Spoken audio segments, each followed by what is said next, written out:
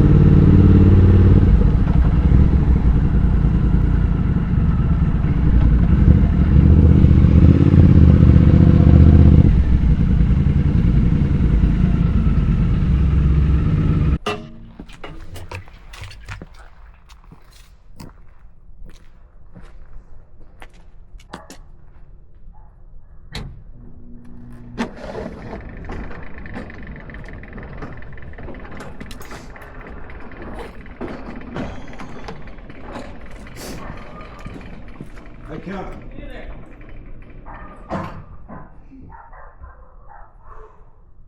In the nick of time. Cold out there. Is it raining or is it just It's foggy? just fog? foggy, misty. It's not really raining, but it's all wet. 3 to 5 inches tonight. Really? It's that high now? It was Yeah. 1 to 3 last time I checked. So I'm just glad to get it in here.